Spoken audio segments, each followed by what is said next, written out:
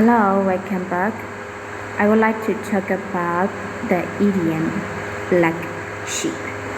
The idiom black sheep refers to a person who is considered different from the rest of their family or group, usually in a way that the others do not approve of. For example,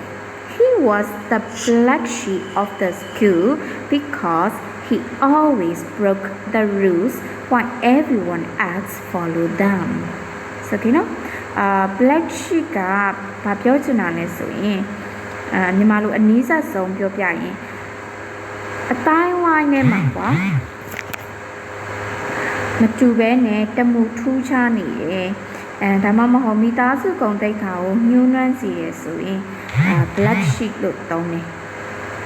များသောအားဖြင့်အစိုးဘက်ကနေသုံးလို့ရှိပါတယ်မိသားစုကမျောလင့်ထားသလိုဖြစ်မလာပဲနဲ့လမ်းမရောက်နေတဲ့သူဂုံဖြတ်တဲ့သူလို့ဆိုလိုတာဖြစ်ပါတယ်ရှင်